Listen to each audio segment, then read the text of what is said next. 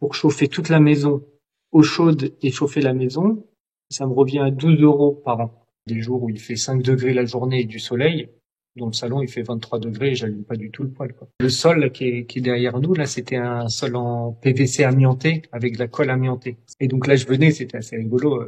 Je venais dans le jardin, je me déshabillais entièrement, je mettais une combinaison de peintre, un masque là avec les trucs où j'étais pieds nus en combinaison de peintre et puis au marteau-piqueur, j'enlevais tout l'amiante, je mettais dans des sacs et ensuite j'ai emmené à Lavore, là.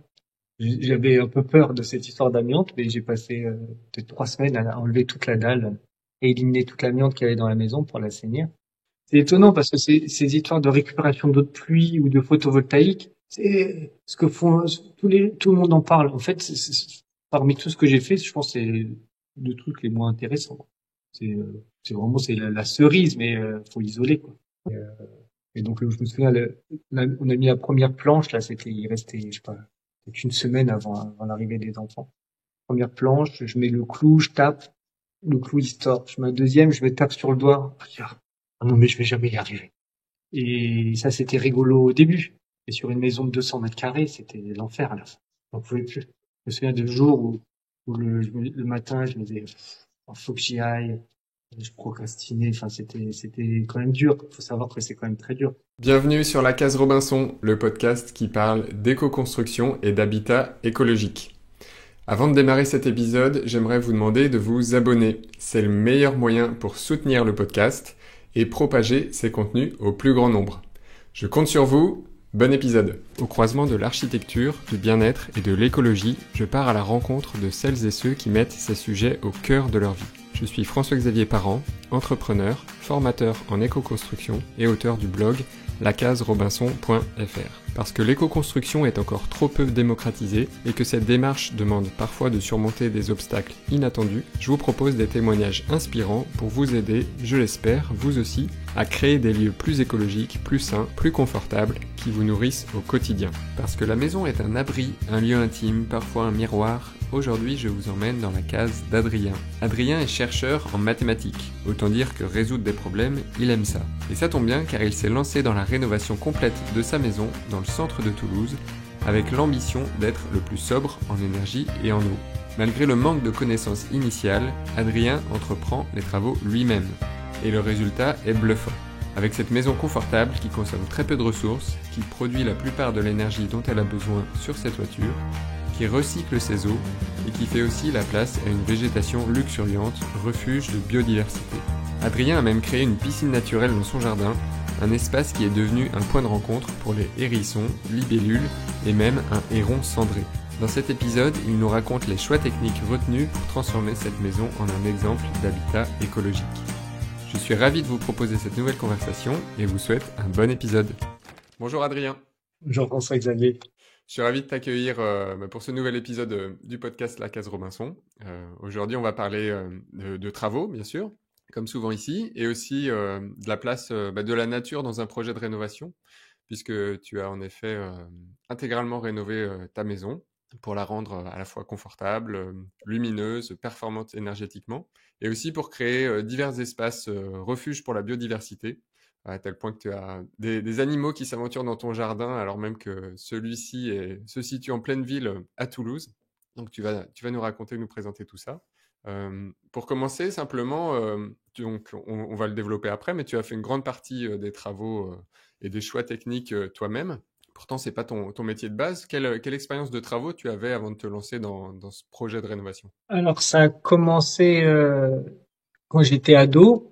Mon père, qui est très maladroit, c'est un mathématicien théorique, assez pur, et qui est un très bon bricoleur, et il s'était lancé dans la rénovation d'une maison. Il avait acheté une maison, il y avait que les parpaings, il a refait toute l'électricité, fait plein de choses dedans, et je l'assistais. Et surtout, ça avait désacralisé cette idée des travaux, parce que mon père, qui est vraiment pas très manuel, quoi, il a réussi à le faire. Il a mis du temps, il y a eu des problèmes avec le consuel, bon, mais à la fin, il a réussi quand même. Donc ça m'a vraiment donné beaucoup de confiance dans cette idée n'importe qui peut faire des travaux. Ensuite, j'ai eu un tout petit appart à Bastille. Le premier appart que j'ai eu, il faisait 14 mètres carrés. Donc je l'avais bichaudé, mais juste des petites choses, pas grand-chose, quoi, ouvrir des murs non porteurs. J'avais 17 ans, quoi, 18 ans.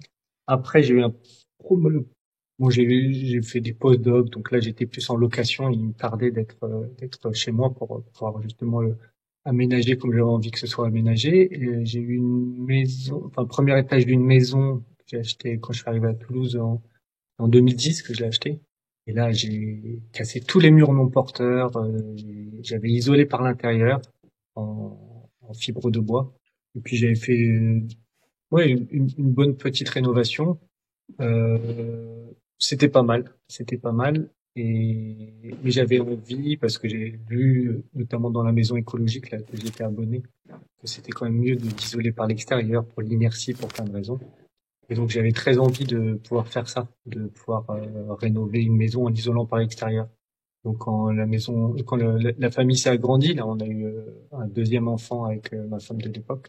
On a acheté une grande maison et le projet c'était ça, de faire cette expérience d'isoler par l'extérieur.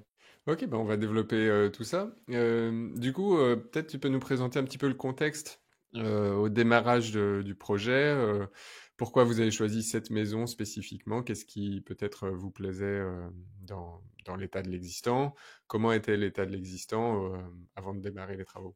En fait, nous on était au Minime, c'est un quartier de Toulouse qui est plus populaire et qui nous plaisait beaucoup. Et on avait envie de rester là-bas. On a cherché pas mal là-bas et on n'a pas trouvé ce qu'on voulait. On a visité pas mal de maisons. Il y a eu plusieurs déceptions parce qu'il y a des maisons qu'on espérait acheter et puis ça s'est pas fait. Et puis qu'on a élargi un petit peu pour comparer les prix ailleurs, on est tombé sur cette maison. Donc on est venu la visiter, mais vraiment sans être très motivé. Et puis en repartant, on a dit mais en fait elle est quand même pas mal cette maison. C'est un quartier qui nous plaît un peu moins parce que c'est un quartier un peu plus bourgeois, un peu plus vieux, mais elle est quand même pas mal cette maison. Il y a le jardin, il y a tout ce qu'il faut pour y être bien. Et donc en plus on est tombé sur un agent immobilier qui était pas comme les autres agents immobiliers. On a eu des mauvaises expériences avec des gens un peu manipulateurs qui nous mettent la pression.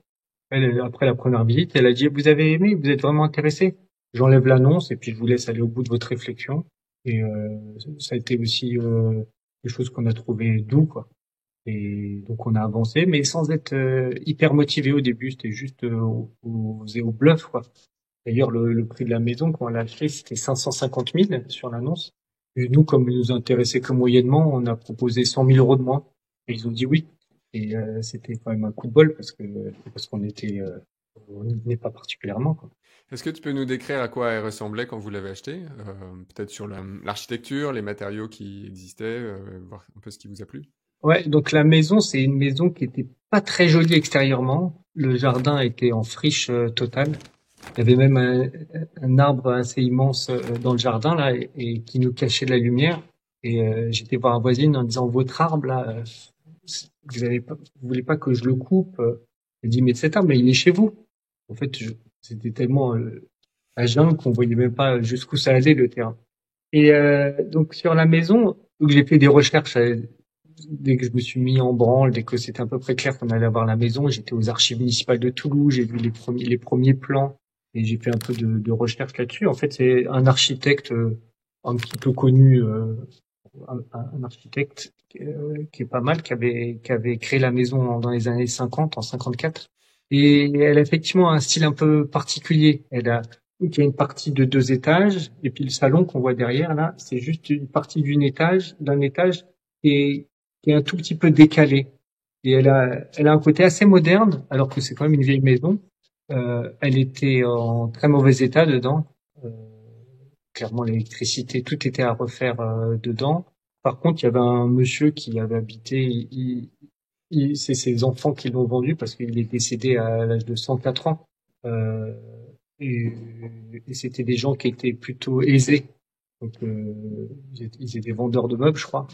Et c'était une belle maison. C'était une belle maison avec de belle qualité. On voyait que c'était de belle qualité, mais qu'il y avait énormément à faire. Et puis quand je parlais tout à l'heure d'isoler par l'extérieur, elle avait cet avantage qu'elle n'était pas jolie. L'extérieur, c'est plutôt c'est des je savais pas encore à l'époque, mais c'est des anciens parpaings, des parpaings hyper épais, et c'était du crépi, un peu moche. On s'était orienté au début dans nos recherches vers les Toulousaines. On cherchait une Toulousaine, mais à chaque fois une Toulousaine. Je sais pas si tu connais les Toulousaines, mais en gros, il y a un demi-étage. On rentrait, il y avait un couloir, il y avait 4 pièces. Et on disait ah bon, alors faudrait mettre un IPN. Et puis l'étage du dessous, c'est dommage. C'est un rez-de-jardin, il est pas très haut. Faudrait décaisser. Ça va pas cette maison. Et puis on cherchait une autre Toulousaine et c'était la même chose. En fait, c'est ça une Toulousaine. Et en fait, celle-ci, elle avait et en plus une Toulousaine, c'est quand même joli à l'extérieur, c'est des briques. Euh, et en fait, celle-ci, elle était parfaite pour pouvoir l'isoler par l'extérieur. Elle était pas jolie. Du coup, pas de complexe de l'isoler par l'extérieur, ça c'est bien. Ouais, ouais, absolument. Ouais, et j'aurais du mal à le faire sur une belle maison en pierre, même les briques qu'il y a à Toulouse. C'est redoutable de couvrir ça pour y mettre même un bardage en bois. C'est dommage. Oui, bien sûr. Ben, on va développer un petit peu les travaux que du coup tu as réalisés. Juste sur l'ambition initiale, est-ce que dès le début tu savais assez clairement ce que tu voulais faire? Alors tu nous as parlé de l'isolation par l'extérieur, mais est-ce que sur les autres postes de travaux, c'était assez clair pour toi la direction? Ah non, mais pas du tout. Pas du tout. Donc il y avait l'isolation par extérieur, ça me plaisait. Et puis en plus, il y avait cet aspect où en isolant par extérieur, bah, de la poussière et des saletés, mais dehors. Donc je pouvais le faire avec la famille qui habitait ici. Donc ça me plaisait, mais de le faire tranquillement.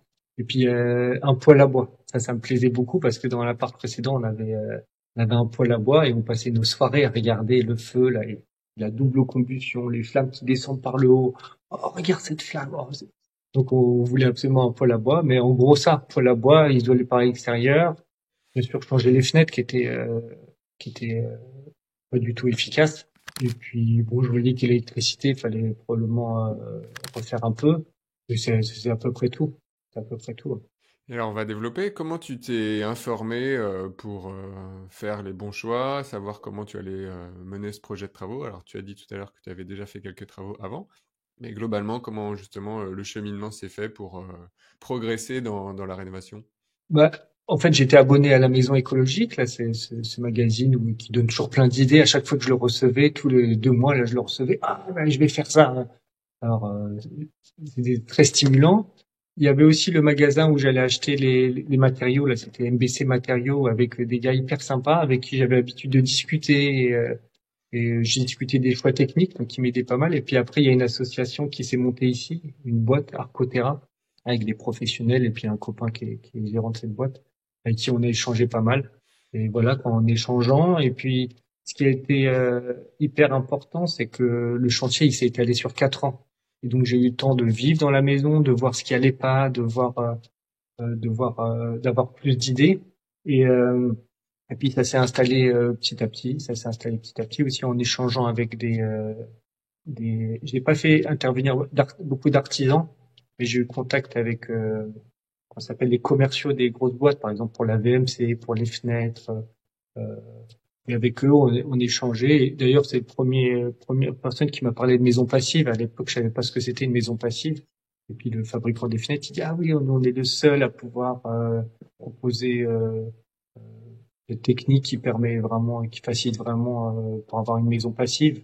Je me dis qu'est-ce que c'est une maison passive? Il me dit, une maison sans chauffage. Oh, c'est génial ça. Et donc ça m'a orienté comme ça. Mais donc en discutant avec les gens, en lisant et en discutant avec les gens. Alors, est-ce que tu peux nous présenter les travaux du coup que tu as réalisés? Peut-être d'abord en parlant un peu de la déconstruction, de la démolition. Il y a sans doute eu des choses à déposer au départ. Puis ensuite le gros œuvre, et puis on va avancer sur les façades, etc. Donc quand je suis arrivé, il y avait quelque chose que je voulais faire avant qu'on emménage, c'était le sol là, qui est derrière nous. Là, c'était un sol en PVC amianté avec de la colle amiantée. C'était dans le diagnostic. Et euh, et donc ça, je voulais pas que mes enfants, surtout j'avais un nouveau-né qui avait quelques mois, qui rampait pas mal par terre, qui mettait tout à la bouche. J'avais pas du tout envie qu'il y ait ce PVC qui délitait un peu, qui soit et qu'il ingurgite. Et donc là, je venais, c'était assez rigolo. Je venais dans le jardin, je me déshabillais entièrement, je mettais une combinaison de peintre, un masque là avec les trucs, les masques, et j'étais pieds nus en combinaison de peintre, et puis au marteau-piqueur, j'enlevais tout l'amiante, je mettais dans des sacs, et ensuite j'ai emmené à Lavore, là. Et, Et puis le soir, je me douchais avec ma combinaison, je mettais tout dans une poche poubelle, je le mettais dans le sac avec l'amiante. J'avais un peu peur de cette histoire d'amiante, mais j'ai passé peut-être 3 semaines à enlever toute la dalle et éliminer toute l'amiante qu'il y avait dans la maison pour l'assainir. Et après, il a fallu poser le parquet qui est derrière nous. Et ça a été aussi un déclencheur parce que le parquet, c'était un parquet, j'ai voulu mettre un parquet sur Lambourd. Moi, j'aime bien ce qui est vieux, les anciennes traditions. Et donc, j'ai commencé à mettre les Lambourdes. Et puis le temps avançait. On avait vendu l'autre appart maison. Et il restait plus qu'une semaine avant que les enfants emménagent. Et il y avait toujours pas de sol, avec les Lambourdes, avec du liège par terre. Et donc là, j'ai appelé les copains au secours. Et ça a été très doux de faire ça parce que il y a plein de copains qui étaient enthousiastes de venir m'aider. Et puis assez rapidement, on a posé le parquet pour qu'on puisse au moins marcher dans le couloir et puis ensuite tout le reste du salon. Et donc là, on était, je sais pas, peut-être 4-5 copains à avancer sur ce parquet. Et, euh, et donc, je me souviens, on a mis la première planche, là, il restait, je sais pas, peut-être une semaine avant l'arrivée des enfants. Première planche, je mets le clou, je tape, le clou il se tord. Je mets un deuxième, je me tape sur le doigt. Je dis, ah non, mais je vais jamais y arriver. Et donc là, je les ai appelés, et ils sont arrivés, le copain a dit, ah mais il faut que tu t'achètes une clouteuse. Moi, je suis assez mauvais je suis un peu dyslexique, et donc je sais jamais les noms. Et d'ailleurs, c'est un des problèmes quand je m'adresse à des professionnels ou je leur ai dit- moi, je suis dans un magasin de professionnels, et je lui dis ça, la machine là qui cloue. Et il dit non mais monsieur, c'est quand même c'est des machines assez puissantes. Vous avez l'air de rien y connaître. Et encore maintenant, il y avait encore, je sais pas, je connais jamais les noms. Donc voilà, on a fait ça et c'était quand même le premier moment où parce que j'en avais vraiment besoin, j'ai fait appel aux copains et j'ai vu la joie qu'il avait à m'aider, qu'ils étaient contents d'apprendre. Et donc on s'est engagé dans cette direction, quoi. Et donc le parquet, tu disais, c'est donc un parquet massif sur lambourde, clouté, Ouais. avec entre les lambourdes, tu as mis du liège aussi en vrac ou en panneau pour avoir un meilleur confort acoustique à la marche, c'est ça? Absolument. En fait, j'ai passé l'électricité sous les lambourdes, ensuite les lambourdes, et entre les lambourdes, j'ai mis du liège, et c'était pas tant pour l'acoustique, c'était parce que il y avait pas de vide sanitaire, je pouvais pas isoler le vide sanitaire surtout. Il y a un vide sanitaire, mais j'y ai pas accès. Et donc, je me suis dit, bon, on sait que 2 centimètres d'isolant, c'est autant que 70 centimètres de pierre, et donc, j'ai pas mis énormément, mais déjà, ça change le confort du sol, surtout le sol. C'est quand même bien d'avoir un sol pas trop froid. Donc, j'ai mis du liège en vrac. Ok. Bah, si on parle de l'isolation, qu'est-ce que tu as fait sur les façades, sur la toiture? Oui, après, donc ça, c'était le gros chantier, la d'isolation par l'extérieur. Et ce que j'ai fait, c'est donc j'ai commencé par les murs extérieurs. Donc murs extérieurs, j'ai isolé par 25 centimètres de fibres de bois soufflées, insufflées.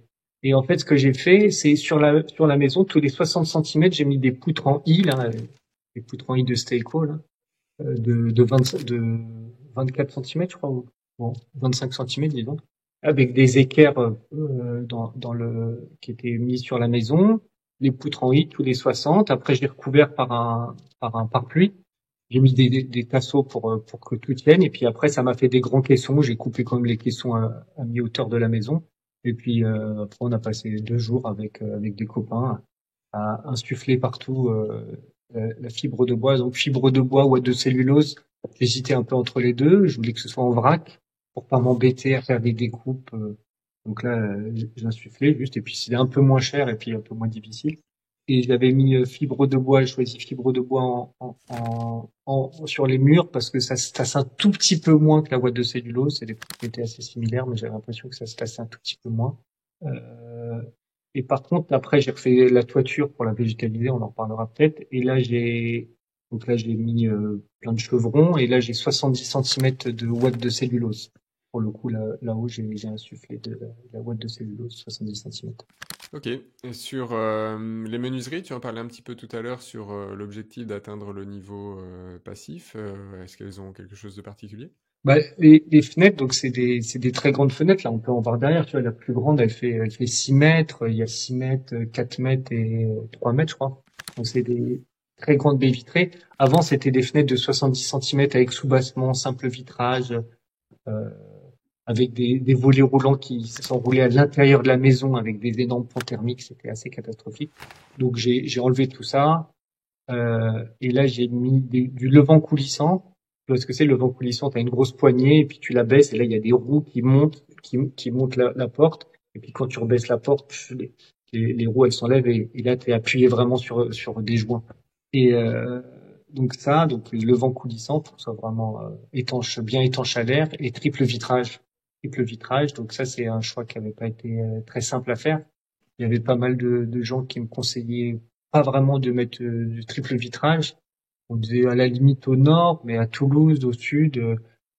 Donc l'avantage du triple vitrage, c'est que ça isole un peu plus, notamment des entrées thermiques, là. Mais ça laisse beaucoup moins rentrer le soleil. Et, euh, et moi, j'avais vraiment besoin d'une transmission lumineuse le plus élevée possible. Donc leur argument, c'était ça, c'est que le triple vitrage, ça laisse un peu moins passer la chaleur du soleil, dont j'ai beaucoup besoin ici, on reparlera, mais il y a cette histoire de bioclimatisme. Je me suis rendu compte, euh, au début, je savais pas où était le sud quand on achetait la maison, et puis je me suis rendu compte que c'était pile face au salon, face à la maison. Donc là, j'ai plein de capteurs qui sont pile au sud, et donc c'est une grosse source de chaleur dans la maison. Quand il y a des jours comme c'est arrivé à Toulouse là ces derniers temps, aujourd'hui c'est un peu moins le cas, mais des jours où il fait 5 degrés la journée et du soleil, dans le salon il fait 23 degrés et j'allume pas du tout le poêle, quoi. Et donc j'avais besoin qu'il y ait cette forte transmission lumineuse. Et donc c'était leur argument. Et quand j'ai regardé sur les chiffres LT, là, ben, je regardais que ceux-là, ils laissaient autant passer la chaleur que des doubles vitrages classiques. Donc je me suis orienté vers ce triple vitrage. Donc triple vitrage partout. J'ai aussi fermé pas mal de fenêtres au nord. Il n'y a aucune fenêtre à l'ouest.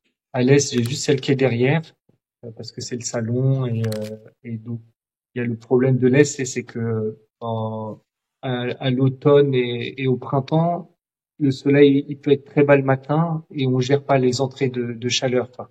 Donc à l'est, c'est pas l'idéal. Mais devant, j'ai mis une pergola et puis je suis en train il y a du jasmin qui monte, donc ça va entièrement empêcher le soleil de rentrer de ce côté-là. Au nord, j'ai très peu de fenêtres et puis surtout j'ai plein de baies vitrées au sud, quoi. Donc avec cette grande surface vitrée, tu récupères à la fois la lumière et puis la chaleur hivernale quand il y a du soleil. Et pour te Ouais. protéger l'été du rayonnement solaire, tu disais c'est plutôt un travail avec la végétation? Alors, il y a à l'est, c'est la végétation qui va complètement occulter. Donc, il y a plusieurs avantages des fenêtres. C'est là le salon où tu le vois un peu sur la vidéo, mais là, j'ai des baies vitrées partout. Donc, dans ce salon, on a vraiment l'impression d'être dans le jardin. Et c'est ouvert. Le salon, le jardin est de ce côté. Il y a des baies vitrées tout le long, et puis là-bas, donc on est vraiment entièrement dans le jardin. Donc, il y a cet avantage-là. Pour le bioclimatisme, effectivement, c'est une grosse partie du chauffage de la maison, c'est baie vitrée. Donc vraiment, quand il fait beau, c'est spectaculaire. Euh, Et et l'été, comment tu t'en protèges? ah oui, pardon, et l'été. Donc l'été, donc l'idée, c'est ce que j'avais lu de nouveau dans des livres ou des magazines, c'est que normalement à Toulouse, tu dois avoir un débord de toiture qui fait la hauteur de la fenêtre sur deux. Donc si j'ai des fenêtres qui font 2,60 m, faut que ça dépasse d'1,30 m. Et moi, j'ai fait un petit débord de toiture qui doit faire peut-être 60 centimètres. Mais ce que j'aimais pas dans ce principe, c'était ils avaient fait ce calcul, je sais pas trop qui a fait ce calcul, mais c'est il y a plein de changements qui se passent, il fait plus chaud et là t'as ton débord de toiture et tu peux pas vraiment jouer avec. Des fois, ça m'est déjà arrivé au mois d'août, je sais pas, il y a quelques années là, il pleuvait tout le temps, on avait envie que la chaleur rentre, quoi. Et là, quand t'as ton débord, bah tu peux rien faire. Et puis ça peut arriver ici, je sais pas, au mois de septembre, le soleil commence à être un peu bas, il fait chaud et le débord de toiture, il suffirait pas à empêcher les surchauffes de fin septembre, quoi. À Toulouse, il peut y avoir des mois de septembre très ensoleillés et il fait trop chaud. Et donc ce que j'ai fait, j'ai mis des BSO, tu vois, comme des stores vénitiens qu'on met à l'extérieur là. Donc Donc des BSO, c'est BSO, brise-soleil orientable. c'est ça, ouais. Et donc il y a des lames et les lames ce que je fais souvent en été, c'est je les baisse et je les laisse, tu sais, elles sont orientées de sorte à ce que ça découpe le jardin, mais je le vois bien. Par contre, le soleil rentre pas du tout. Et, D'accord. euh, et donc oui, c'est ça que j'utilise. Et puis en hiver, ils sont remontés pour laisser au maximum le soleil rentrer. Donc, les Alors, pinceaux, on parlera tout à l'heure un peu du jardin, ce que tu as fait autour de cette thématique-là, parce que c'est un vrai espace de biodiversité, comme je le disais en introduction dans le projet. Mais peut-être qu'on peut aborder aussi les systèmes. Quel système tu as choisi? Alors, on aperçoit un poêle à bois dont tu as parlé derrière toi, mais quel système tu as choisi aussi pour l'eau chaude sanitaire, pour la ventilation, pour l'électricité aussi? ouais. Et ce qui s'est passé, c'est que moi, souvent, je réagis aux urgences. C'est que là, pendant 4 ans, c'est comme ça que ça s'est passé. Donc là, l'histoire du poêle, en fait, là, on voit la ferme qui est derrière. C'est que, c'est qu'avec un copain, là, on a fait une petite crémaillère où j'ai invité tout le monde pour voir la maison avant qu'on commence à tout changer dedans. On va présenter ça. Puis il y avait un copain à qui j'avais demandé de m'aider à déplacer les meubles, sortir tous les meubles après pour pouvoir attaquer le sol. Et puis il a déplacé les meubles et il dit, mais je suis venu juste pour ça, déplacer des meubles. Il n'y a pas quelque chose qu'on peut commencer à faire. Alors je dis, bah, il y a le plafond au-dessus. Donc là, au-dessus de moi, le plafond, il fait 2,90 m, je pense, mais il faisait ça sur tout le salon. Et quand t'as une grande pièce avec un plafond qui est pas hyper haut, c'est un peu écrasant. Donc je me suis dit, bah, ce serait intéressant de voir ce qu'il y a derrière. Donc on a commencé à taper sur le plafond et puis c'était de la brique accrochée sur des fils enroulés. Là, c'était assez impressionnant ce qu'ils étaient capables de faire dans les années 50. Donc j'ai tapé, j'ai passé la tête et puis j'ai vu qu'il y avait cette ferme que j'ai repérée d'ailleurs dans le permis de construire des années 50. Et donc on a tombé tout le plafond là. On a tombé tout le plafond. Euh, bon, ça prend 1 heure. Après, ça prend plutôt une semaine à évacuer les gravats, mais casser le plafond, c'est facile. Mais sauf que dans notre enthousiasme, on a cassé tout le plafond et il y avait des tuyaux de chauffage qui passaient en acier. Et ça a arraché les tuyaux de chauffage. Donc, j'ai coupé le chauffage. Mais moi, je savais pas travailler l'acier. Je sais même pas comment ça marche. Même le cuivre, j'avais jamais fait encore à ce moment-là. Et donc, on s'est retrouvé sans chauffage. Et puis, je t'ai dit, c'était du simple vitrage avec les volets qui rentrent à l'intérieur avec des ponts thermiques partout. Donc, vite, on a installé le poêle. Donc, je pense que c'est avant le premier hiver, on a mis le poêle, on a mis des bâches en plastique juste autour du poêle et puis on mangeait autour du poêle. On, on dormait pas autour du poêle, mais presque. Donc, il y a une anecdote. Maintenant, je pense que il qu'il y a prescription, mais ma fille dans sa chambre là le matin, elle avait peut-être elle avait 2, 3 ans. Elle dit, oh, regarde papa, c'est rigolo quand je fais ça là. Oh, ça fait de la fumée.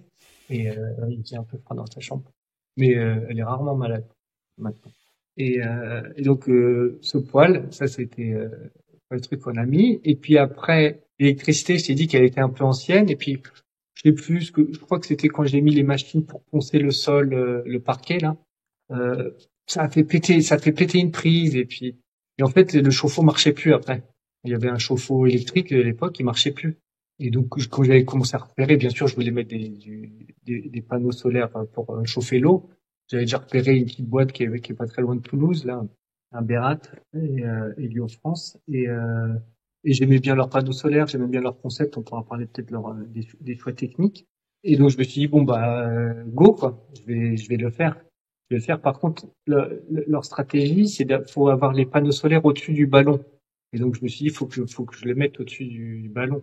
Mais j'avais nulle part où les mettre au-dessus du ballon. Alors j'ai construit un garage donc avec un copain. Vite, on a construit un garage en ossature bois et puis on a pu mettre les panneaux dessus et avoir de l'eau chaude. Donc on s'est douché à l'eau froide pendant 2 mois et puis on a eu cette eau chaude. Donc l'eau chaude, peut-être, je peux parler de ce choix technique maintenant ou tu veux qu'on y revienne plus Vas-y, tard? ouais. Et puis, n'hésite pas à indiquer la marque des panneaux que tu as choisis pour que les gens puissent aller voir si ça les intéresse. Et idem Ouais, pour le poêle d'ailleurs, c'est quelle marque? C'est un poêle à bûche ou... ouais, c'est un poêle à bûche, c'est un North Face. J'aime bien, c'est une marque que j'avais déjà dans la part précédente. Et surtout, ce que j'aime dans ces poêles, c'est que il y a les doubles combustions, mais avec tu sais, les trous de la double combustion, ils arrivent du haut. Donc il y a cette histoire où la double combustion arrive par le haut, quoi. Vraiment, les flammes qui descendent. Donc ça, c'est très joli. J'aime beaucoup. Et donc j'avais déjà un poêle comme ça avant, donc là on a repris ça. Donc pour les panneaux, c'était il y avait tout, il y avait les panneaux et le ballon, tout connecté avec le circulateur, il y avait tout. Ça, c'est Helio France, chez qui je l'ai acheté. Et le principe, c'est faut avoir les panneaux au-dessus du ballon, parce qu'il y a un circulateur qui fait circuler l'eau quand il y a besoin, avec un petit, je sais pas comment ça s'appelle, le boîtier là qui décide s'il faut faire circuler l'eau ou pas.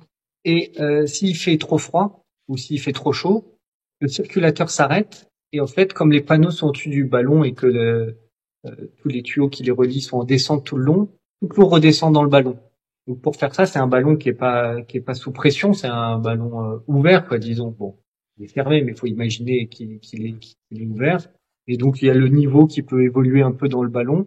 Et quand il fait trop froid, l'eau revient, donc l'eau monte, et puis sinon ça circule. Et ça, j'en suis très content parce que c'est un des problèmes, la surchauffe ou le risque de gel. Les gens ils mettent du glycol. Moi, c'est juste de l'eau. Il y a juste de l'eau qui circule. Et puis j'ai aucun problème, ça s'arrête, l'eau redescend par gravité et puis c'est fini. Et quelle couverture de tes besoins en eau chaude tu arrives à obtenir avec... T'as combien de panneaux d'ailleurs? Quelle surface? Oui, il y a deux panneaux, ils sont comme ça. Je sais pas, Ouais, il donc doit y avoir. généralement ça fait entre 1,5 et 2 mètres carrés par panneau souvent. Ouais, ouais, donc désolé, je sais pas exactement, mais effectivement, il y a deux panneaux. Et quand j'avais cherché un peu, il y avait marqué que probablement j'aurais 90% de mon eau chaude, et en fait, c'était une bonne surprise, ça fait beaucoup plus que ça. C'est que m- ils me font presque l'eau chaude toute l'année. Il y a en janvier, décembre et janvier, où il y a quelques jours où il n'y a pas tout à fait assez d'eau chaude, mais franchement, en général, ouais, il y a 3, 4 jours par an où j'ai pas d'eau chaude, pas plus, hein. Et sinon, l'appoint, il y a une résistance électrique dans le ballon, tout simplement? Ouais, il y avait une résistance électrique dans le ballon, mais finalement, je l'ai déconnecté. Ce que j'ai fait, c'est j'ai mis un poêle à pellets. Donc, j'ai un petit poêle à pellets du côté du ballon là-bas. Et le poêle à pellets, il envoie beaucoup vers l'eau. C'est un Ravelli là, du H21 ou quelque chose comme ça. Et il envoie 20%, il faut 20% vers l'air et 80% vers de l'eau. Et donc quand j'ai pas assez d'eau chaude, j'appuie sur le poêle à pellets, il tourne et puis là il va chauffer le ballon d'eau chaude sanitaire. Il est aussi D'accord. capable d'envoyer vers un autre gros ballon. Finalement, c'est un système que j'utilise pas, mais j'avais un autre gros ballon de 1000 litres qui peut être chauffé de nouveau par ce poêle à pellets. Donc mon idée, c'est je mets le poêle à pellets, ça chauffe 1000 litres d'eau. Et puis après, cette eau, elle est stockée, c'est la chaleur et de l'énergie qui est stockée. Et quand j'en ai besoin, je la fais circuler. Je la fais à l'entrée de ma VMC. Je pense qu'on parle de la VMC. Mais c'était une façon de stocker des calories et d'utiliser vraiment que quand j'en ai envie et besoin. Et en fait, il s'avère que avec le poêle à bois, le soleil, j'ai jamais eu besoin du poêle à pellets. Donc, mais quand même, il est là et il me sert encore pour chauffer l'eau chaude sanitaire quand j'en ai pas assez. Donc là, je l'allume, je le laisse tourner une demi-heure et puis c'est à peu près tout. Et le reste du chauffage dans les autres pièces de la maison, ça se fait comment? Donc la maison, ce qui se passe, c'est ce salon dans lequel je suis là, c'est lui qui reçoit toutes les calories, soit par le poêle, soit par les fenêtres. Et donc dans le salon, il fait souvent 22, 23 degrés. Et après, petit à petit, déjà la chaleur diffuse, parce que comme c'est bien isolé, il y en a très peu qui sortent. Et puis il y a toute cette histoire de la VMC. Donc quand tu parlais des équipements, la VMC, c'est quand même ce qui est au cœur de la maison, hein. C'est que je l'ai compris progressivement, mais que les entrées d'air par-dessus les fenêtres, j'avais jamais aimé ça, là, dans les salons où tu sens un petit courant d'air froid dans le dos, là. Et donc, quand j'ai appris qu'il y avait ces techniques de VMC double flux, j'ai été enthousiaste, j'ai passé pas mal de temps, j'ai rencontré le, le, le commercial France, quoi, et on a passé pas mal de temps à discuter, c'était quelqu'un de très très sympa.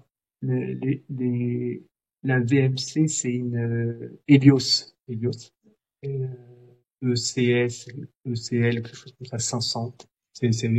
Il m'avait dit ça, c'est la Mercedes des VMC. Elle est un peu vieille, mais ça casse jamais. Et moi, j'aime ça quand ça casse pas trop, parce que j'aime pas trop m'occuper de réparer, en fait. Et donc là, on a fait une VMC qui distribue l'air dans toute la maison. Donc, qui extrait l'air des pièces humides, dans les salles de bain, les toilettes, essentiellement, et la cuisine. Et puis qui souffle dans toutes les pièces chaudes, dans toutes les pièces sèches. Et C'est cette ventilation qui permet de brasser l'air et de redistribuer finalement l'air qui est chauffé dans le salon, dans les autres pièces de la maison. voilà, sa fonction principale, c'est d'extraire le CO2 qu'on émet et puis l'humidité qu'on peut créer et c'est de pas trop perdre de calories en échangeant avec l'air qu'on fait rentrer de l'extérieur. Mais, euh, mais ça permet effectivement aussi de distribuer la chaleur parce que donc ça prend l'air très chaud du salon et puis ça vient échanger avec l'air extérieur et ça le souffle partout. Hmm. Et ce qui fait que, en temps général, je sais pas, dans le salon, il fait 22, 23, et dans les pièces du fond, quand une journée comme aujourd'hui, pas très ensoleillée, il fait peut-être 18 dans les chambres, quoi, 18, 19. D'accord. Et donc tu as Et pas après, la BM, d'émetteur d'appoint dans les chambres. non, non, non. Non, il n'y a pas besoin, franchement. C'est jamais inconfortable. Quand c'est à 18, quand on dort sous la couette, on est bien. Et, euh, et en fait, la BMC, donc c'est un chantier sur lequel j'ai pas mal réfléchi. C'est quand même assez long parce qu'il fallait poser ça, poser tous les tuyaux partout, emmener les tuyaux partout. Donc ça m'a pris pas mal de temps, ce qui m'a permis de continuer à y réfléchir à cette VMC. Et ce que j'ai mis en place, c'est assez rapidement le jardin. Je voulais le remanier, puis j'avais un copain Chabi là, qui est paysagiste et qui savait conduire les petites pelles là. Et donc je l'ai fait venir une journée avec des copains et il a creusé dans le jardin des tranchées de 2 mètres de profondeur sur 50 mètres, il a fait 50 mètres de tranchée de 2 mètres de profondeur. Puis avec les autres copains, on mettait un tuyau d'eau dans la tranchée puis il a tout rebouché. Et ce qui fait que c'est un tuyau de PE de 32 millimètres. Donc il y a plein d'eau qui passe 2 mètres sous le sol. À 2 mètres sous le sol, il fait toujours 15 degrés. Et toute cette eau, elle arrive à un échangeur eau-air à l'entrée de la VMC. Donc la VMC, il y a l'entrée d'air, ça passe par cet échangeur, et toujours à 15 degrés, disons. Et ça, c'est intéressant parce qu'aussi bien en hiver qu'en été, c'est utile. En été, quand il fait 35 degrés dans Toulouse, ça passe par cet petit échangeur à 15 degrés et ça rafraîchit l'air qui rentre dans la maison. Et puis sans rien faire, sans avoir de choses polluantes, quoi. C'est juste un petit circulateur qui fait circuler l'eau. Et en hiver, bon, il fait jamais très froid à Toulouse, mais s'il fait 0 degré, ça passe par le truc à 15 degrés. Et après, ça rentre le double flux le double flux et c'est de l'air qui rentre plus chaude. Et après, je parlais de ce gros ballon de 1000 litres. Et en fait, le ballon de 1000 litres, il était relié à un autre échangeur après la VMC double flux, de sorte que là, je pouvais avoir je sais pas si le ballon il est à 60 degrés, j'ai un autre échangeur au air à 60 degrés et l'air passe par là avant d'être distribué partout. Donc c'était ça mon idée d'origine, qui fait que là je suis tranquille pour chauffer toute la maison et puis le poêle à peler c'est hyper simple, on appuie sur un bouton et puis ça tourne. Donc ça me plaisait pas mal. Euh, et puis en fait le poêle à bois finalement il permet de chauffer suffisamment la maison. J'ai un copain élagueur là, acrobate des cimes, copain Olivier avec qui on a fait beaucoup de travaux. Un très bon copain qui me passe les bûches à volonté. Il les fait sécher et puis tous les septembre, on va, voilà, tu prends ça, ce tas, ceux-là, ils sont secs. On coupe, on fend et puis le bois, il est gratuit et donc je me chauffe gratuitement. Quand tu demandais tout à l'heure euh, pour la consommation, là, c'est pour chauffer toute la maison, eau chaude et chauffer la maison, ça me revient à 12 euros par an. 12 euros par an parce que le bois, il m'est donné gratuitement. Le soleil, il chauffe l'eau et il y a juste, je dis, 3-4 jours par an maximum où j'ai besoin d'utiliser des pellets. Donc les 12 euros, c'est les 3 sacs de pellets que je dois acheter chaque année pour chauffer. Et ouais, ça commence à être intéressant, ça. Ah oui, c'est sûr, c'est imbattable. 1 euro par Et mois, après aussi, tu demandais c'est pas mal. pour les équipements, parce que le dernier dont j'ai pas parlé, c'est celui auquel les gens y pensent en priorité. Oui, donc le dernier truc que j'ai mis, c'est j'ai mis une mare, euh, j'ai fait une mare à l'extérieur, on en reparlera peut-être. Et, euh, et là, je me suis rendu compte qu'il fallait une pompe de 2000 watts. Moi, ma consommation en temps normal, la consommation de la maison, j'ai des petits boîtiers, là, l'Eco-Device là, qui vient vérifier ma consommation. Je sais pas, je suis à 300 watts-heure en général. Et puis je mets une pompe de 2000 watts pour faire circuler l'eau et, euh, et donc ça c'était pas du tout viable. Donc j'ai acheté des panneaux photovoltaïques chez Oscar Power là, j'ai mis 3 kg de panneaux photovoltaïques. Mais c'est le dernier truc que j'ai fait, je l'ai fait tout récemment. Et ça c'est facile, tu clips, tu mets, tu branches à une prise et puis c'est fini. Et donc C'est de ça produit du coup de l'autoconsommation. l'électricité pour alimenter le circulateur de la mare, on parlera du jardin après. Et c'est Oui, aussi en autoconsommation pour l'électricité de la maison, j'imagine? oui, oui, voilà. Donc ça fait c'est essentiellement en autoconsommation. Donc j'ai pas mal de, de domotique à la maison. Donc je mets la pompe quand il y a suffisamment de production d'énergie. Et puis même chose pour j'ai le lave-linge que je fais tourner que quand il y a du soleil, et puis le lave-vaisselle aussi. Et le lave-linge et le lave-vaisselle, de toute façon, ils sont branchés sur l'eau chaude qui est chauffée par le soleil. Donc c'est pas des gros postes de consommation, mais mais je les fais tourner que quand il y a du soleil. Et sur les systèmes, ça nous fera la liaison avec le jardin et les espaces extérieurs. Au niveau de l'eau et de l'assainissement, qu'est-ce que tu as fait comme choix particulier? Donc pour l'eau, finalement, j'ai refait toute la plomberie parce que j'avais parlé de mes débuts avec mon père. On avait fait l'électricité, mais la plomberie, c'était quelque chose qui était qui était sacré, quoi. Plomberie, fallait demander au voisin qui était quelqu'un qui savait bricoler. Donc pour moi, c'était quelque chose la plomberie. Puis mon père, il avait essayé d'assembler de tuyaux de cuivre. Il avait mis plein de d'étain là autour. Il avait fait comme un du scotch en étain, puis il l'avait chauffé. Puis après, ça faisait un truc en étain qui se baladait sur les tuyaux. Je dis, oh, ça m'a pas l'air très simple. Et donc, c'était un vrai défi. Mais en fait, c'est hyper simple. Braser au moins, brasure tendre, là, je sais pas si ça s'appelle. Avec l'étain, c'est hyper simple. Et donc, j'ai refait toute la plomberie en cuivre. Et j'en ai profité aussi pour refaire toute l'évacuation. J'aime pas savoir où passent les tuyaux. Donc, j'ai tout refait. J'ai tout refait. Mais je l'ai refait petit à petit. Et donc, de nouveau, ça m'a permis de maturer ce projet. Et j'ai emmené tous les tuyaux. Donc, en fait, tous les tuyaux des eaux grises, tu vois, les eaux de la vaisselle, enfin, toutes les eaux de la maison, à part l'eau des toilettes, c'est des eaux grises. Ça arrive dans une cuve de 50 litres, une petite cuve, avec un vide-cave dedans, avec un flotteur. Et quand la cuve, elle est pleine, il y a le vide-cave qui envoie l'eau dans le jardin. Donc, les eaux grises, j'en mets pas du tout à l'extérieur. Et en fait, j'ai des toilettes sèches ici. J'ai aussi des toilettes à eau parce que la maison, elle est régulièrement louée pour des stages de thérapeutes ici. Euh, mais moi, quand je suis seul avec les enfants, nous, on utilise que les toilettes sèches et toutes les eaux grises, elles vont arroser le jardin. Il n'y a pas du tout d'eau qui est remise dans le réseau, quoi. Après, j'espérais un peu trouver de l'eau. On est à côte pavée, nous, on est en haut d'une côte, donc c'était pas gagné de trouver de l'eau sous le sol. Mais j'ai un voisin qui a de l'eau pas très loin. C'est le voisin d'en face. À 1,50 m, il a de l'eau, une nappe phréatique. Et c'est avec cette eau qu'on a rempli la mare, d'ailleurs. Mais on a creusé, on n'a pas trouvé. Donc ça, c'est un peu une déception. Si tu connais un sourcier, ça m'intéresserait pas mal d'avoir de l'eau. Mais je récupère l'eau de pluie, bien sûr. Toujours chez Abi, là, quand il avait creusé les tranchées, il avait creusé une grosse, un endroit pour mettre une cuve. Donc on a enterré une cuve de 3 000 litres, je crois. Euh, que je l'utilise. Finalement, je l'utilise pas tant que ça. Parce que au début, je me disais oui, c'est bien d'avoir de l'eau de pluie pour arroser le jardin. Et puis après, j'ai été un peu plus long dans ma réflexion. En fait, on va pas arroser le jardin. On va pas utiliser de l'eau pour arroser le jardin. Le potager, bon, pour arroser le potager, finalement, il y a les eaux grises qui arrosent le potager tout le temps. Donc, j'ai pas tellement besoin de cette eau. Donc là, je l'utilise avec quelques filtres pour le lave-linge, pour l'eau des toilettes à eau qui sont en bas, là, dont je t'ai parlé. Mais en fait, j'utilise pas tant que ça cette cuve. C'est étonnant parce que ces histoires de récupération d'eau de pluie ou de photovoltaïque, c'est ce que font tout le monde en parle. En fait, parmi tout ce que j'ai fait, je pense que c'est le truc les moins intéressants. C'est vraiment la cerise, mais faut isoler, quoi.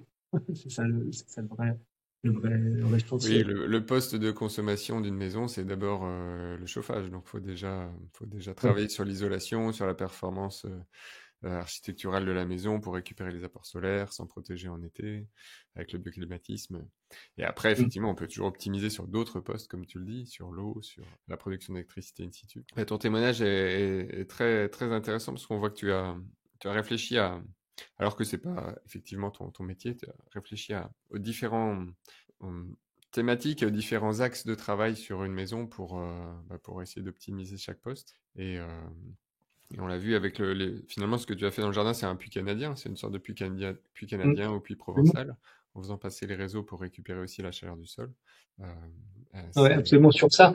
C'est mon copain d'Arcotera là, il m'avait dit qu'il avait visité plusieurs personnes qui avaient des puits canadiens. Il avait regardé un peu les techniques, c'était ça l'idée au départ. Mais que sur les, je sais plus, il en avait visité 8, je crois, il y en avait 5 qui avaient fermé le puits parce que ça sentait toujours la cave, et quand même l'air quand ça passe en dessous, même s'ils avaient mis une pente, ils avaient mis comment ça s'appelle, le puisard ou l'eau tombe, ça sentait quand même pas très bon l'air qui rentrait de là. Et l'eau, c'est vrai que c'est pratique pour ça, parce que c'est effectivement, ça s'appelle plus canadien. C'est un système, c'est pas moi qui l'ai inventé, hein, c'est aussi Helios, là, le même que ce qu'a fait la VMC, c'est le SEWT. C'est bon, c'est rien, c'est un circulateur avec un échangeur et puis le tuyau, c'est un tuyau normal quoi, dans le commerce. Mais c'est effectivement, c'est un puits canadien, mais à eau quoi. Ah oh, ouais. Concernant les toilettes sèches, ça m'intéresse parce que tu es en ville, tu es dans le centre-ville de Toulouse. Comment tu gères le compostage des toilettes sèches? C'est au fond du jardin. J'ai fait des petites cases avec des palettes que j'ai récupérées. Et puis je vide les toilettes sèches là-bas, mais ça sent rien du tout. Tu sais, les toilettes sèches, ça effraie un peu les gens, mais quand je renverse le seau, je le vide peut-être une fois par semaine, ça sent un peu l'urine pendant 5 minutes. Et puis c'est tout. Donc, franchement, c'est pas du tout un problème. Bon, en plus, je le mets au fond du jardin où il n'y a pas vraiment, il n'y a pas de voisins très proches. Mais moi, j'ai la cuisine d'été qui est à 5 mètres des toilettes sèches. Enfin, là où on composte les toilettes sèches, ça sent rien du tout. Ça te Et, prend quelle puis emprise après, au sol? et, bah, en fait, je le fais tourner parce que je le laisse pendant 2 ans. J'avais lu, ça c'est un autre site qui m'avait pas mal inspiré. Tu connais peut-être, c'est Autarcie, EAUTARCIE, avec un chercheur hongrois là qui a fait des recherches. C'est fascinant ce site-là, j'adore. Et là-bas, il conseillait de laisser pendant 2 ans parce qu'après, je l'utilise pour le potager, le compost. Donc je laisse. Donc là, j'ai 3 grands bacs. Donc c'est je pourrais pas dire la taille, mais c'est, tu vois, des palettes classiques, quoi. Je mets 4 palettes, puis j'ai fait ça 3 fois, et puis je le remplis, j'attends qu'il soit plein, et puis je le tourne. Et puis voilà, au bout de 2 ans, j'utilise le, le compost pour le potager. D'accord. Oui, donc une palette, c'est 1,20 m sur 80, donc voilà, tu as à peu près 4 mètres carrés au sol de Ouais. compostage, quoi, utilisé pour le Près, compost. ouais, près du bûcher, là où je range le bois. Et voilà. Alors parlons un peu du jardin, justement. Tu as fait Mm. plusieurs choses. Tu as fait une mare, tu as fait des toitures végétalisées. Est-ce que tu peux nous parler de tout ça? Déjà, sur la mare, est-ce que c'est une ancienne piscine que tu as transformée en mare ou tu as créé directement ce bassin? Ouais, donc pour la piscine, c'est pas ce qui est arrivé le plus tôt. En fait, ce que j'avais en tête, c'est je voulais faire un petit potager. Ça me plaisait d'avoir un petit potager. Déjà dans l'appart où on était avant, je voulais faire un potager. On n'avait pas pu parce que le jardin était commun. On n'avait pas réussi à s'entendre. Et donc là, j'avais envie d'un petit endroit où je pouvais mettre quelques légumes. Et donc j'ai observé tout un été où est-ce que ça aurait été bien de le mettre. Et en fait, partout, il y a de l'ombre, ça s'y prêtait pas. Et un endroit où il y avait toujours du soleil, c'était là où j'ai finalement mis le garage. Donc, quand j'ai mis le garage, ossature bois, la charpente, elle était prévue pour recevoir 40 centimètres de terre. Donc là, c'est un copain qui est charpentier, la Baptiste Pommier, qui m'avait aidé à trouver les abacs. Enfin, il m'avait expliqué ce qu'il fallait comme solide. Donc, sur le garage, j'ai fait 40 mètres carrés. Il y a les panneaux solaires pour chauffer l'eau. Et là, je dois avoir peut-être 30 mètres carrés, le reste 30 mètres carrés de potager. Donc, il y a le drainage, bien sûr. C'est des tuiles que j'ai enlevées, que j'ai mises en dessous. Et puis après, il y a 40 centimètres de terre. Et donc, beaucoup de compost. Ma fille, elle fait de l'équitation. Donc, je mets du crottin de cheval. Il y a il y a mon copain qui est lagueur qui fait du mulch là, c'est du broyat de bois et donc il m'en donne autant que j'en veux. Et donc j'alimente beaucoup cette terre et elle commence à être assez riche. Et là plus récemment, il y a peut-être un an, j'ai fait une cuisine d'été dans le jardin. Et de nouveau, j'ai fait un bâtiment qui fait 20 mètres carrés où j'ai prévu pour qu'on puisse mettre de la terre dessus. Donc là, c'est commence à avoir un grand potager. Donc ça, euh, et puis c'est là que c'est arrosé par les eaux grises qui sont aussi un peu enrichies. Donc il y a ça dans le jardin. Ma femme de l'époque aimait pas du tout les tuiles. Et donc on a quand même une grande toiture, je sais pas, qui fait peut-être 180 mètres carrés. Et, euh, et elle aimait pas les tuiles. Les ardoises, c'était pas très simple. Et c'est difficile maintenant de trouver des ardoises qui sont locales. Euh, donc on trouvait pas trop de solutions. Et puis un jour, j'ai vu dans Maison écologique un numéro sur les toitures végétalisées. Et j'ai trouvé ça génial. Ça répondait à tout ce que je voulais. Euh, déjà, je trouve ça, c'est rigolo d'avoir la terre sur le toit. Moi, je trouve ça assez esthétique. Et puis, il y a plein de petites bestioles là-haut. Donc, il y a la diversité qui se crée parce il y a des plantes qui poussent, puis n'importe quelle plante. Et puis, il y a toujours des papillons, des oiseaux. Enfin, il y a plein d'animaux là-haut. J'ai végétalisé toute la toiture. C'est une toiture qui est en pente quand même à 20 degrés, 33%. C'était pas très simple de trouver comment faire pour que ça coule pas. Bon, une petite structure. En gros, j'ai mis des morceaux de bois d'1 mètre et puis et puis comme des pannes dans l'autre sens pour empêcher la terre de glisser. Et la terre glisse pas tant que ça. Maintenant, il y a la végétation qui s'est mise, les racines tiennent la terre. Une fois tous les 3-4 ans, peut-être, je remets un peu de terre en haut, ça se passe bien. Donc il y a toute la toiture qui est végétalisée. Bon après j'ai planté plein d'arbres dans le jardin. Juste sur la toiture, au niveau des charges structurelles par rapport à la charpente existante, comment tu Ouais, as ouais. géré le fait de rajouter cette charge? Ah ouais, ben ça c'est une bonne question. Donc j'avais de nouveau il y a les abacs et j'avais été sur internet là sur comment il s'appelle ce site, bois.com. Il y a un forum où il y a des charpentiers qui échangent. J'ai fait ça souvent aussi pour quand je parlais de la plomberie, le poêle à pelet connecté au connecté au gros ballon de 1000 litres.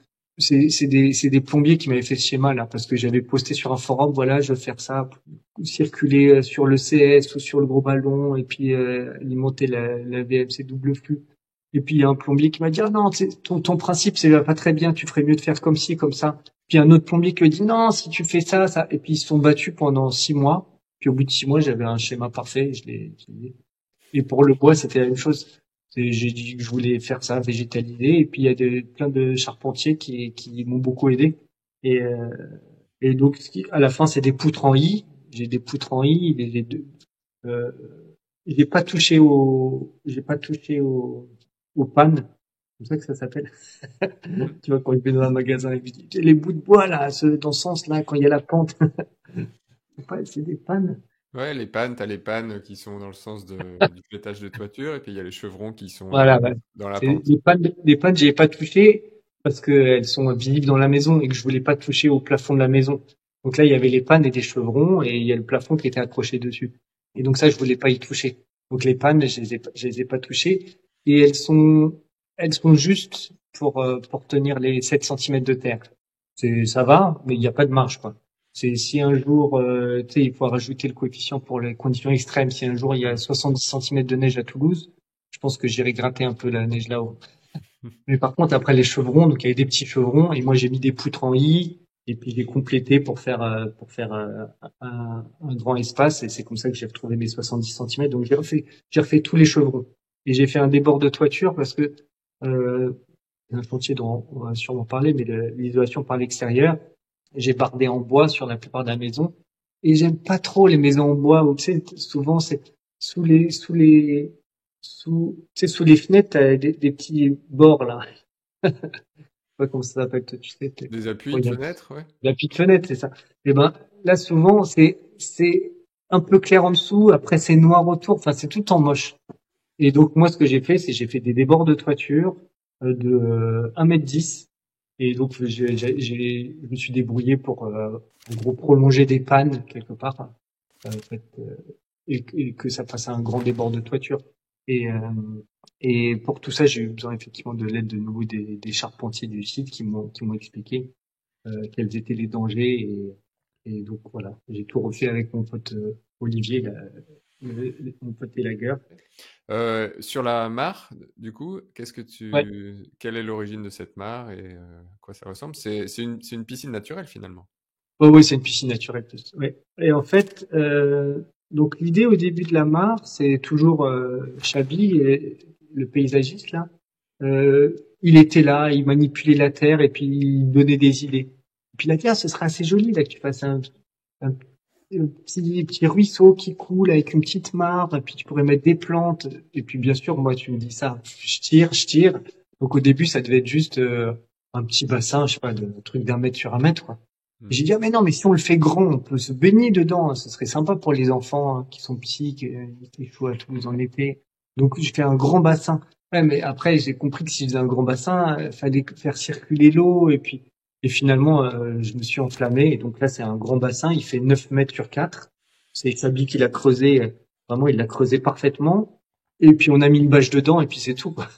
Il n'y a pas de maçonnerie ou quoi que ce soit, juste de la terre. Bon, il est fort, hein, Chabi. Il a vraiment creusé. C'était nickel.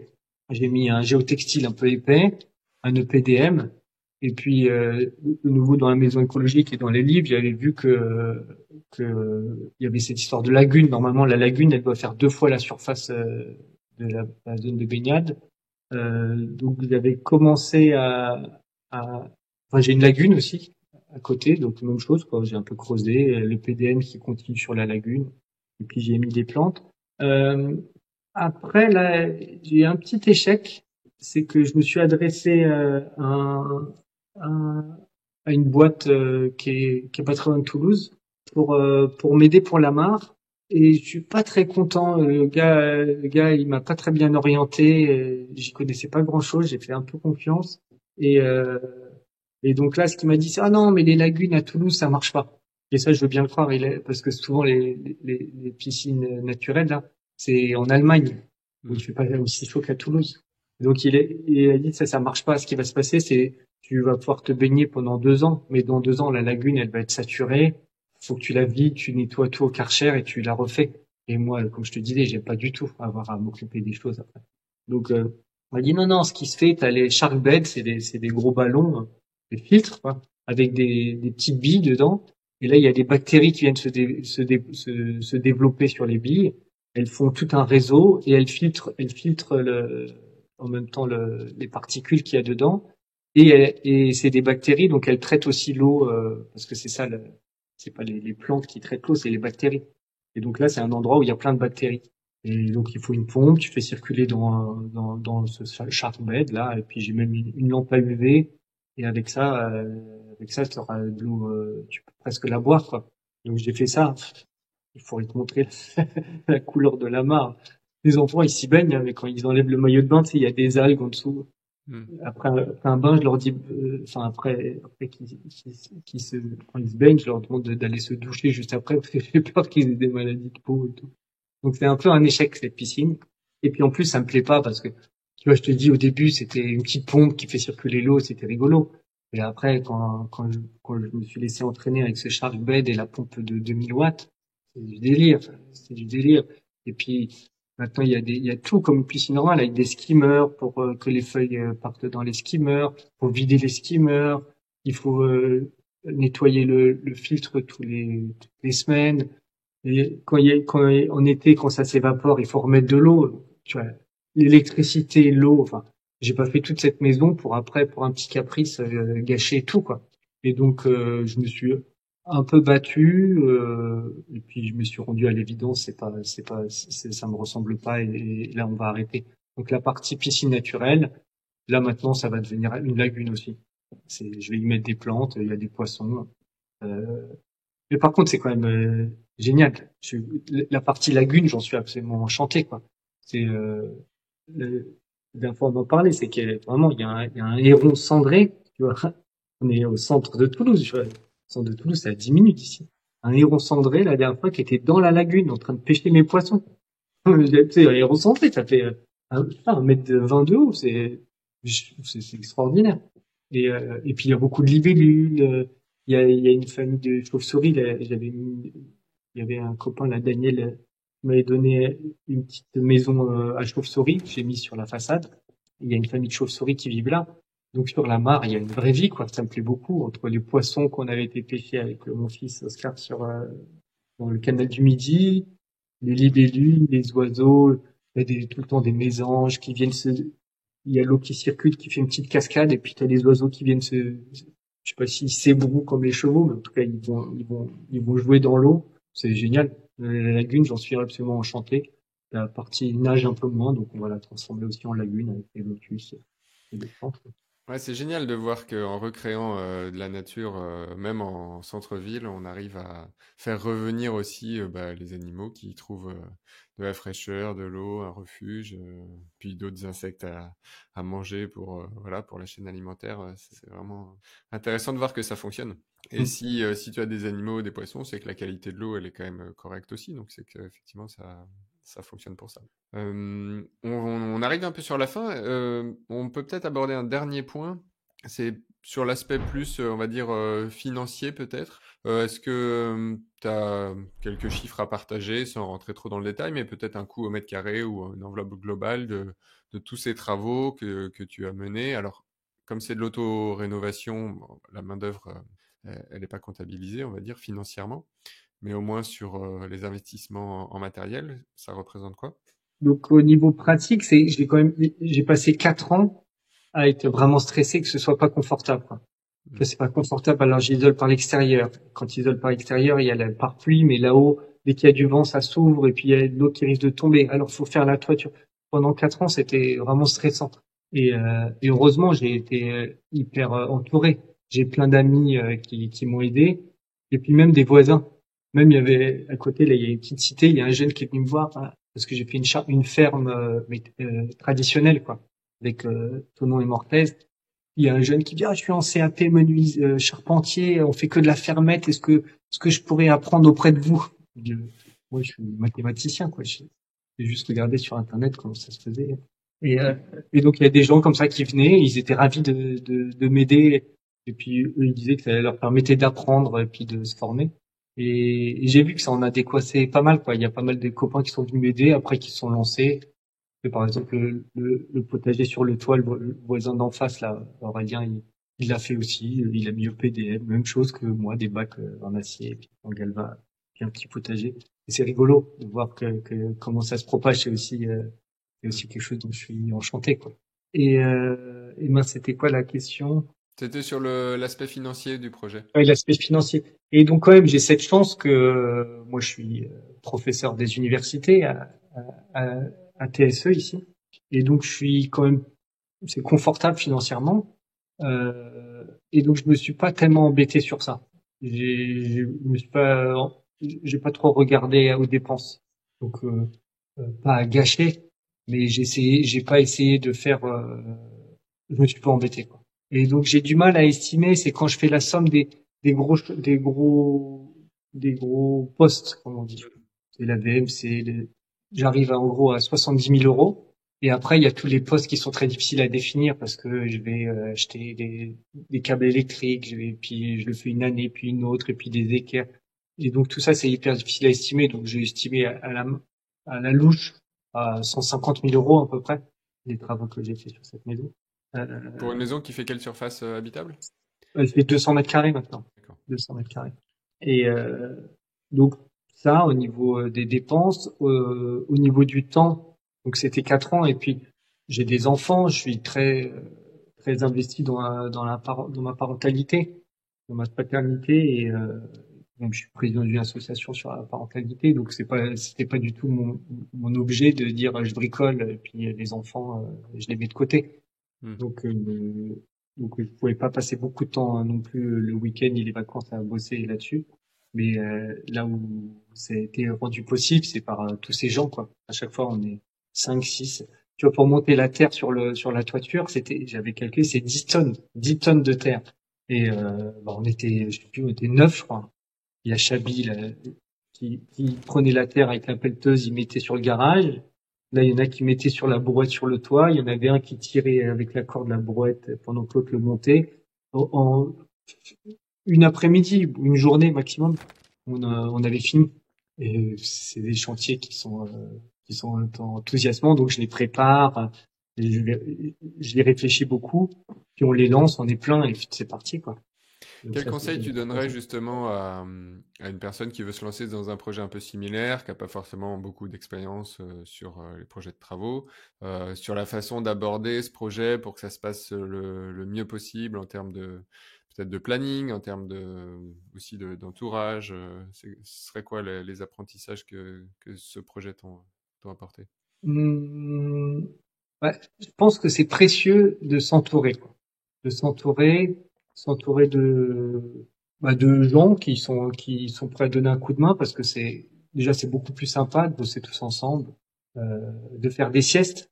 Il y a plein de photos de mon pote Olivier et moi là où à chaque fois parce que quand on bossait des journées entières, on faisait tout le temps la sieste. C'est sacré nous la sieste après déjeuner tous les deux, on est tout mignons sous nos arbres là à faire nos siestes.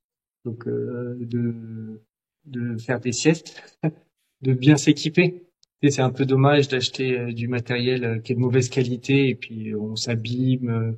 C'est du gâchis parce que souvent on achète un perfo qui est de mauvaise qualité et puis faut le changer tous les ans. Enfin, c'est juste de la perte de temps.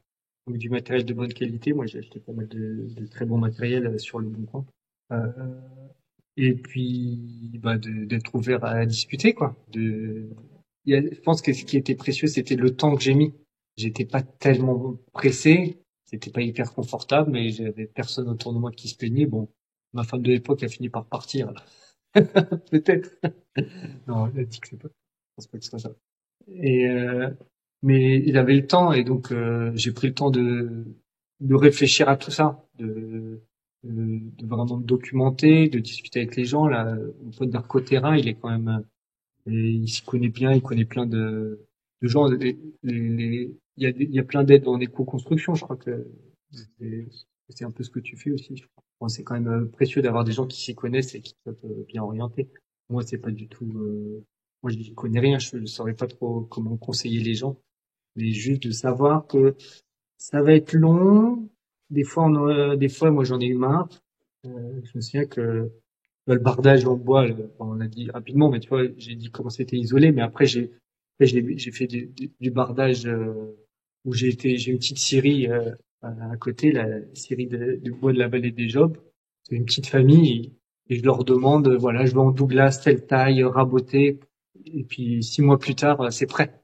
Et donc là, j'ai juste des petits tasseaux de 3 tailles, et puis chaque tasseau, faut que je les coupe à la bonne longueur, que je les visse. Enfin, c'était infini. Et ça, c'était rigolo au début. Et sur une maison de 200 mètres carrés, c'était l'enfer à la fin. J'en pouvais plus. Je me souviens de jours où le matin, je me disais, faut que j'y aille. Je procrastinais. Enfin, c'était quand même dur. Il faut savoir que c'est quand même très dur.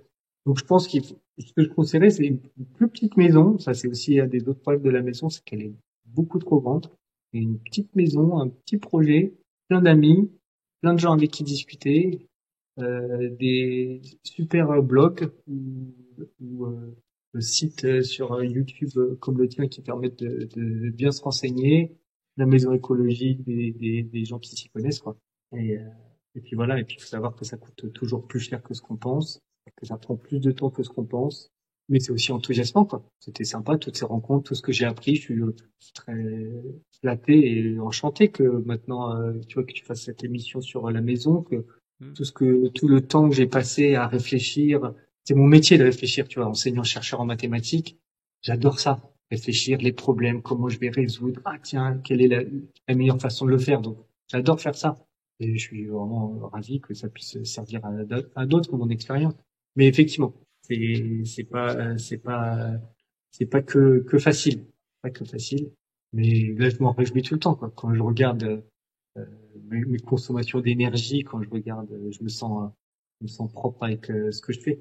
Et quand même, tu parlais de l'aspect financier, il y a quand même un petit point, c'est que je peux pas faire, c'est que on avait acheté cette maison avec ma femme de l'époque. Après, on a divorcé. Et moi, je voulais la garder cette maison. Je voulais absolument la garder. Je l'aime, quoi, cette maison. Et donc, je me suis retrouvé à devoir rembourser là, 2000 euros par mois. Et 2000 euros par mois, tu vois, l'enseignant-chercheur, c'est un métier qui est magnifique, mais le salaire, c'est 2800 euros par mois. Et, et, euh, et donc, j'étais pas sûr d'arriver à le garder. Donc heureusement, il y a mes parents qui m'ont aidé, qui m'ont prêté de l'argent que je rembourse sans intérêt. Donc déjà, ça m'a beaucoup aidé. Bon, j'étais rassuré parce que je suis fonctionnaire. Mais je peux pas rembourser tant tous les mois. Et donc ce que je fais, par nécessité de nouveau. J'ai fait pas mal de choses par nécessité et finalement j'en suis ravi, quoi. Par nécessité, j'ai ouvert la maison à des stages. Donc je suis pas mal dans le milieu avec des thérapeutes, inspiration CNV bouddhiste. Il y a des gens qui m'ont dit mais ton salon là, ce salon, tu vois, il fait 60 mètres carrés, il y a la cuisine attenante, il y a la vue sur le jardin. J'adorerais faire un stage ici. Et donc les week-ends où j'ai pas mes enfants, donc un week-end sur deux, je loue la maison presque un week-end sur deux à différents thérapeutes de ma connaissance. Hein. Je fais pas du tout un appel à candidature. J'ai assez avec les gens que je connais. Mais, euh, mais, mais effectivement, donc je loue et ça me permet de rembourser et de garder la maison. Ouais, et puis au-delà de ça, en plus, ça permet aux gens de venir expérimenter une maison telle que tu l'as construite, enfin rénovée, une maison passive, avec les choix que tu as faits, avec cette biodiversité qui est présente, et ça inspire certainement des personnes à faire aussi, à aller dans cette direction pour leur propre projet. Donc c'est super de pouvoir aussi, une fois qu'on a fait un projet un peu démonstrateur comme ça, pouvoir Mm. l'ouvrir à plus grand que son cercle privé, familial ou amical. Donc, bah, Ouais, s'il y a des liens ou autres, je mettrai de toute façon les références de tout ça dans les notes de l'épisode pour que les personnes puissent aller voir. ouais. Il y a une Ouais, question que comment je tu fais pose bien de à... le souligner. Effectivement, dans ces stages, il y a une vingtaine de personnes presque tous les week-ends. Et il y en a plein qui en ressortent ravis. Et puis des gens avec qui je suis devenu ami après. Ah, j'aimerais bien que tu m'aides à faire les toilettes sèches. Alors je leur fais le plan des toilettes sèches. Enfin, je sais rien à faire. Je donne des coups de main. C'est vrai que ça permet effectivement, c'est une très bonne remarque, ouais, de diffuser à un plus grand cercle, parce que ça fait quand même pas mal de monde qui passe par la maison et tout le monde est fermé par cette maison. Et, euh, et après, bon, c'est plus subtil, mais la maison, j'aime comment elle vit, quoi, maintenant. Tu vois, il y a des gens, je sais pas, il y a une journaliste qui venait sur Toulouse, là, une journaliste un peu très indépendante, quoi. C'est pas du tout. Et qui dit, ah, j'ai appris que c'est à cette maison, est-ce que je pourrais venir dormir chez toi? Donc elle vient dormir la mercredi, je la connais pas. Je viendrai avec ma fille, elle vient avec sa fille. Et puis il y a des gens qui passent tout le temps. J'adore ça. La maison, tu vois, c'est un lieu de vie parce qu'il y a des chauves-souris, des libellules, des hérissons. Il y a aussi plein de hérissons dans le jardin. Mais aussi un lieu de vie parce que les gens viennent vivre ici, quoi. Ils passent, ils savent que c'est un lieu où on est bien et ça donne envie de faire la même chose de leur côté, j'ai l'impression. Bah, c'est aussi le but de ce podcast, de pouvoir inspirer les gens à effectivement se lancer dans leur propre projet, puis de faire au mieux dans leur projet. Bah, merci Adrien. Il y a une petite question que je pose à tous les invités, mais on a un aperçu sans doute aujourd'hui, c'est si tout était possible, à quoi ressemblerait pour toi ta maison idéale?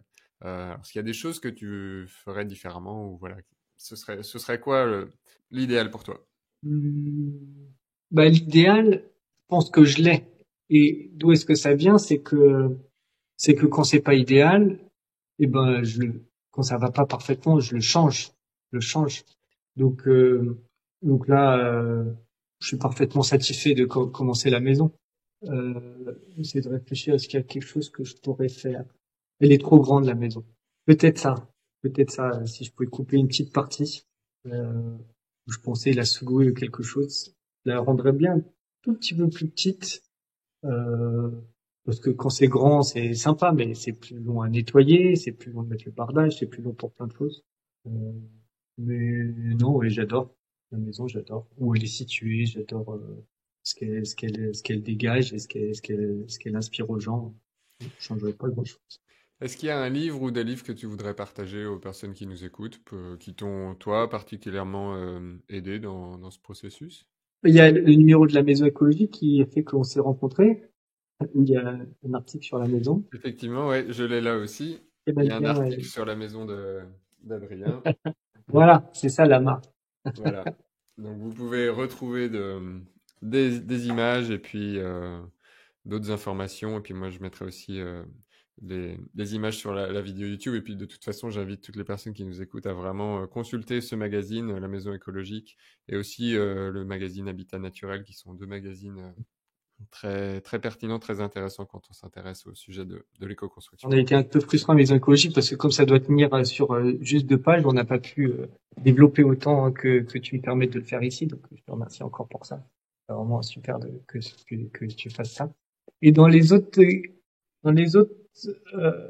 pas grand chose. Moi, c'était surtout des conversations. Après, j'ai un livre qui m'a beaucoup inspiré, mais c'est comment il s'appelle? Je le regarde parce qu'il y a la bibliothèque. C'est sur le feng shui, un jardin feng shui. Et en fait, j'aime ça parce que tu sais, c'est l'idée comme au lipo quoi. Ça, plus t'as de contraintes, plus tu peux laisser exprimer ta créativité. Et cette lecture feng shui, ça me dit ah oui alors là c'est vert et c'est les végétaux. Là-bas c'est métal, c'est gris. Là c'est l'eau, c'est la tortue. Là c'est le phénix, c'est orange.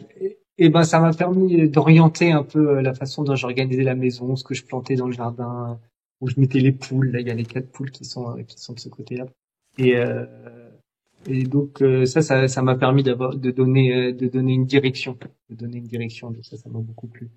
Bah, je mettrai la référence de cet ouvrage aussi dans les notes de Voilà. l'épisode. Et puis pour les personnes qui s'intéressent au Feng Shui, je vous invite aussi à écouter l'épisode avec Caroline Vatelet, qui est experte en Feng Shui, et qui parle de ce sujet, de la façon dont on peut aménager aussi son espace intérieur pour se sentir bien chez soi.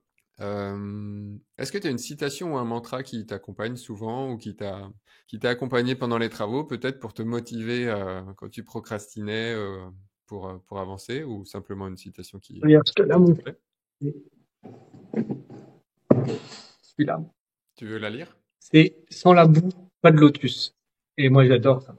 Bon, déjà, j'ai des lotus. Bon, c'est le village des pruniers, c'est un monastère bouddhiste dans lequel je me retire 2 fois par an.